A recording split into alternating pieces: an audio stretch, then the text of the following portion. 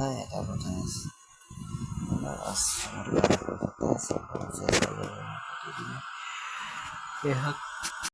বিধি পুলিচ সমৰ্থন হৈ থাকে ইয়াত বহুত কৈছে নহয় হয়তো আমি কেনেকৈ কষ্ট হৈছে ইয়াত কোনোবা ল'ৰা আমনি কৰিছে নেকি মানুহ ইয়াক দেখি ৰাণী একো নকয় নিজৰ মনলৈ গৈ তেতিয়া ৰাণীয়ে নহয় পুলিচ সমৰ্থন হৈ গ'ল বহুত কষ্ট হয় নহয় প্ৰথমে পকৰি এবাৰ চালিছিল তাই ভাবিলে হয়তো ৰাণী তাত থাকিব নাযায় সেয়েহে তাই এনেকুৱা কথা কৈছে কিন্তু নেহাই ভাবিলে তাই কি সমস্যা হ'ব পাৰে মনত আচলতে সকলো ল'ৰা ছোৱালী সুখী কিন্তু তেতিয়া নেহাই ভাবিলে কিজানি ৰাণীয়ে ঠিকেই কৈছে ৰাণীৰ বিচনাত এদিন হৈ থাকিবলৈ চেষ্টা নকৰিলে কিয় তাই মিছা কথা কৈছে নে সঁচা কথা কৈছে ৰাতি আহাৰ খোৱাৰ পিছত নেহাই ৰাণীৰ ওচৰলৈ নেহাই ৰাণীৰ নিজৰ কথা আৰু তাৰপিছত তাই নিজেই বিচনাত শুই তাই গৈ শুই নেহা শুই থকাৰ অলপ সময় হয় তেতিয়া তাইৰ ভৰিত কোনোবা চুই থকা যেন অনুভৱ নেহা চাদৰৰ ভিতৰত ভৰি থৈ হঠাৎ তাই আকৌ এবাৰ চুমা এটা খালে নেহা তাই জোকাৰণি আঁতৰিলে চাদৰখন অঁতৰাই দিওঁ কাপোৰ এখন গছ কিছু দূৰত থিয় থকা পিছত নিজৰ মাজত কথা পাতি কিন্তু নেহা সিহঁতক স্পষ্টকৈ দেখিলে কি হ'বলৈ আছে গম পোৱাৰ আগতে তাই হঠাতে অজ্ঞান হৈ পিছদিনা ৰাতিপুৱা নেহা সাৰ পাই লগে লগে তাই ৰাণীৰ বিচনাত আছে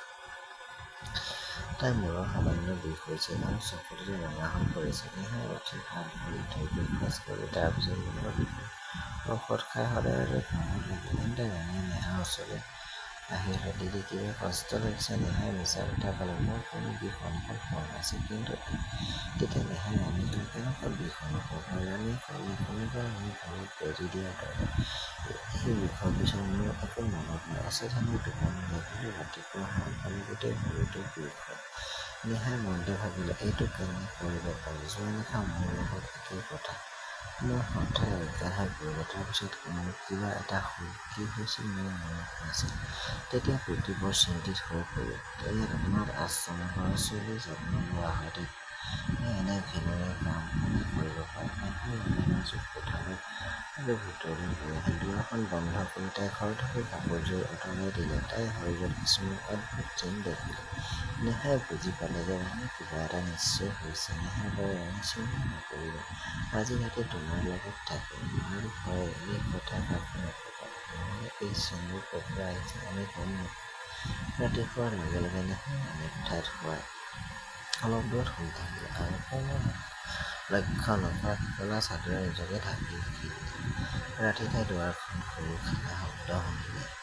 নেহাই চাদৰখন চাই দেখিলে দুজন মানুহ ৰাণীক কাষ চাপিছে সিহঁতে ৰাণীক ভৰিত বেজি দিয়াৰ লগে লগে ৰাণী অচেতন নেহাই খৰধৰ কৰি উঠি সিহঁতৰ পিছে পিছে গ'ল নেহাই দেখিলে যে সেইবোৰে আশ্ৰমলৈ অনাথ শিশু অনা মানুহ নেহাই সিহঁতৰ পিছে পিছে বাহিৰলৈ ওলাই আহি দেখে যে মানুহজন চকীদাৰৰ কথা কয় চকীদাৰজনে তেওঁৰ কুকুৰাই গেটখন খুলি দিলে এই কথা নেহাই আচৰিত হৈ ধৰিলে